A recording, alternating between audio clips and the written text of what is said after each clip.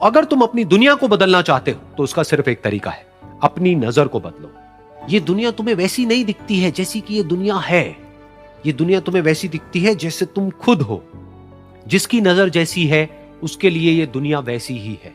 एक बार की बात है, एक बहुत बड़ा नेता एक साधु के छोटे से आश्रम में गया, क्योंकि उसने बहुत सुना था उस साधु के बारे में, और उसके मन में आया कि मैं एक बार जाकर के देखता हूं कि लोग इतनी तारीफ क्यों करते हैं उसकी। तो जब वो उस आश्रम में गया तो वहां पर एक छोटा सा कमरा था जहां पर एक कालीन बिछा हुआ था। वहां पर कुछ लोग बैठे हुए थे नीचे और साधु जी सामने बैठे हुए थे। कुछ सवाल जवाब चल रहा था। तो जैसे ही वो अंदर गया, वो अकेला नहीं था, उसके साथ में 4 बॉडीगार्ड्स भी थे। और उसको ये आदत थी कि जहां पर भी वो जाता था लोग अपनी जगह से खड़े हो जाते थे, उसकी तरफ देखते थे, हाथ जोड़ते थे, अपना सर झुकाते थे। लेकिन यहां पर ऐसा कुछ भी नहीं हुआ। साधु ने उसकी तरफ देखा तक नहीं, क्योंकि वो साधु किसी के सवाल का जवाब दे रहे थे। लेकिन नेता को इस बात पे गुस्सा आ गया। नेता को लगा कि ये मेरी बेइज्जती है। तो उस नेता ने साधु की बात को बीच में ही काटते हुए थोड़ा गुस्से से कहा, मैं आपसे कुछ कहना चाहता हूं। साधु ने उसकी तरफ देखा और बोले, आप थोड़ी देर रुकिए, पहले मैं इनके सवाल का जवाब दे लूं, उसके बाद में मैं आपसे बात करूंगा। तब तक अगर आप चाहें तो आप बैठ सकते हैं। बस साधु का इतना कहने की देर थी। नेता का चेहरा गुस्से से लाल हो गया और फिर उसने अपना सारा गुस्सा उस साधु के ऊपर निकाल दिया। अभी तक वो नेता बहुत ही तमीज से बात कर रहा था, यानी कि आप कह करके बात कर रहा था। अब वो तू तड़ाक पे उतर आया। नेता ने उस साधु को कहा, तुझे पता भी है मैं कौन हूं और तू किससे बात कर रहा है? साधु ने उसकी तरफ देखा और कहा, मुझे इससे कोई फर्क नहीं पड़ता कि आप कौन हैं, लेकिन आप जो कोई भी है, अगर आप चाहते हैं कि मैं आपके सवाल का जवाब दूं या आपसे बात करूं तो आपको कुछ देर रुकना होगा। और साधु के ये कहते ही नेता गुस्से से पागल हो गया और वहीं सबके सामने चीखने चिल्लाने लग गया, अब मैं तुझे तेरी असली औकात दिखाऊंगा। तूने मुझसे पंगा लेकर के ठीक नहीं किया है। तुझे पता भी है मैं तेरे बारे में क्या सोचता हूं। साधु ने फिर से उसकी तरफ देखा और बड़े ही प्रेम से कहा कि मुझे इससे कोई फर्क नहीं पड़ता है कि आप मेरे बारे में क्या सोचते हैं। आप जो चाहे वो मेरे बारे में सोच सकते हैं। फिर उस नेता ने बोला कि तू चाहे सुनना चाहता है या नहीं, लेकिन मैं तुझे बताऊंगा यही सबके सामने कि मैं तेरे बारे में क्या सोचता हूं। तू एक बहुत ही घटिया इंसान है। तू कोई साधु नहीं है, तू एक ढोंगी है, पाखंडी है, और यहां पर जितने भी लोग बैठे हैं उन सबको बेवकूफ बना रहा है। तेरा बस एक ही मकसद है कि इन लोगों की जेब में जितना भी पैसा है वो सब तेरे पास में आ जाए। तू अपने फायदे के लिए इन लोगों का इस्तेमाल कर रहा है और अब मैं तुझे नहीं छोड़ने वाला। तेरा पर्दाफाश करके रहूंगा पूरी दुनिया के सामने। लेकिन उसके इतना बोलने के बाद भी उस साधु के चेहरे पर हल्की सी मुस्कान बनी ही रही। ये देखकर वो और तिल मिला गया और उसने कहा, अब बहुत हुआ, अब मैं यहां 1 मिनट भी नहीं रुकने वाला। लेकिन अभी भी तेरे पास में मौका है। अगर मुझसे माफी मांगनी है या मुझसे कुछ कहना है तो कह सकता है। इतना सब होने के बाद भी साधु बिल्कुल शांत था और उनके चेहरे पर एक मुस्कान थी। उन्होंने अपनी आंखें बंद कर ली। फिर साधु ने अपनी आंखें खोली, हाथ जोड़े और कहा कि मुझे आपसे कोई गिला शिकवा नहीं है। मेरे मन में आपके लिए कोई भी गलत ख्याल नहीं है। जो भी आपने मेरे बारे में कहा वो आपकी अपनी सोच थी। तो मुझे आप में कोई भी बुराई नजर नहीं आती है। मुझे आप एक बहुत ही भले इंसान लगते हैं। और साधु के इतना कहते ही नेताजी का दिमाग 7वें आसमान पर पहुंच गया।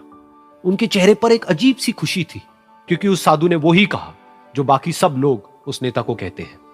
और वो खुशी खुशी उस आश्रम से अपने घर की तरफ चला गया और जा करके अपने पिताजी के साथ में बैठ गया। उसके पिताजी की आंखें बंद थी और वो ध्यान में थे। पूरी जिंदगी उन्होंने सिर्फ लोगों की सेवा करी और बदले में कुछ भी एक्सपेक्ट नहीं किया। तो थोड़ी देर बाद जब उन्होंने अपनी आंखें खोली और देखा अपने बेटे को अपने साथ बैठे हुए, तो उनके बेटे के चेहरे पर आज एक अजीब सी खुशी थी जो आज से पहले उन्होंने कभी नहीं देखी थी। फिर उसने एक एक करके सब कुछ बताया कि आज क्या हुआ, किस तरह से वो आश्रम गया, वहां पर क्या हुआ, उसने क्या कहा, उन्होंने क्या कहा। तो जब इसके पिताजी ने पूरी बात सुनी तो थोड़ा सा मुस्कुराए और अपने बेटे को देख करके बोले कि उन्होंने तुम्हारी तारीफ नहीं करी है, क्योंकि उन्होंने वो नहीं कहा कि जो तुम हो, उन्होंने वो कहा कि जो वो खुद है। और तुमने जो भी कुछ उनको कहा वो नहीं कहा कि जो वो है, बल्कि तुमने वो कहा जो तुम खुद हो। यही बात वेदों में भी कही गई है, यथा दृष्टि तथा सृष्टि। ये दुनिया तुम्हें वैसी नहीं दिखती है जैसी कि ये दुनिया है। ये दुनिया तुम्हें वैसी दिखती है जैसे तुम खुद हो। जिसकी नजर जैसी है उसके लिए ये दुनिया वैसी ही है। तो अगर तुम अपनी दुनिया को बदलना चाहते हो तो उसका सिर्फ एक तरीका है, अपनी नजर को बदलो। इस दुनिया में बहुत सी भाषाएं बोली जाती है। इन सारी भाषाओं में सबसे मीठी भाषा होती है मतलब की भाषा। अगर आपसे कोई बहुत मीठा बोलने लगा ना, समझिए कि कहीं ना कहीं मतलब छुपा है। मतलब की भाषा बहुत होगी यहाँ पे। लेकिन ये जुबान जो है ना आजकल बहुत खतरनाक हो गया। कभी कभी देखते होंगे कुछ लोग आपके गलत बात का भी जवाब नहीं दे पाते हैं। तो जवाब देने भाई साहब सबको आता है, बीच में माँ बाप का संस्कार चला आता है, और संस्कार बहुत चीज़ होती है। संस्कार यदि आपके अंदर है तो सब कुछ हारने के बाद भी आप जीत सकते हैं, और अगर संस्कार की जगह अहंकार आ गया ना तो जीता हुआ भी चीज़ों को हार सकते हैं। कमज़ोर व्यक्ति ही दूसरे काम का बदला लेता है, लेकिन जो ताकतवर होता है वो माफ़ कर देता है। लेकिन जो बुद्धिमान व्यक्ति होता है वो इग्नोर कर देता है, नज़रअंदाज कर देता है और बच के निकल जाता है। क्योंकि अगर कोई व्यक्ति आपको पहली बार धोखा दिया तो इसमें उस व्यक्ति का गलती है, लेकिन वही व्यक्ति अगर दोबारा धोखा दिया तो इसमें आपकी गलती है। सबसे समझदार होकर चलिए, और मिजाज में कुछ सख्ती भी रखिए। लोग पी जाते अगर समंदर खारा नहीं होता तो थोड़ा सा सख्ती भी बना के रखना चाहिए। इस दुनिया के कुछ दस्तूर हैं, आप किसी के लिए कितनी भी भलाई कर दे वो याद नहीं रखेगा, ये दुनिया का दस्तूर है। और आपकी गलती को कोई भूलेगा भी नहीं, इसे आप बुरा नहीं मानिए, ये दुनिया का दस्तूर है, इसे आप चेंज नहीं कर सकते। जैसे सूरज पूरब से निकलता है वैसे ही ये चीज़ें होंगी।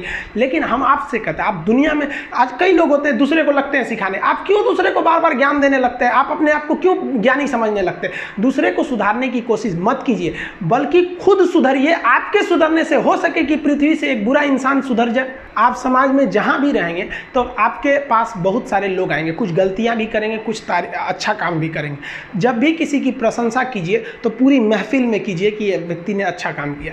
लेकिन अगर किसी की शिकायत या उसकी आलोचना करना है, उसे डांटना है, तो उसे अकेले में समझाइए, और डांटने के बाद उसमें इस तरह से कर दीजिए, उसमें प्रशंसा मिला दीजिए। कोई गलती कर दिया, मान लीजिए आपका छोटा भाई नहीं पढ़ाई किया, गलत कम नंबर लाया, तो उसे डांटिए कि, लेकिन अकेले में डांटिए कि इतना कम नंबर क्यों लाया। फिर उसे उसी में एक पॉजिटिवनेस जोड़ दीजिए, तुम्हारे में इतना मेहनत है, हम इसलिए डांट रहे हैं कि तुम कर सकते थे लेकिन क्यों नहीं किए।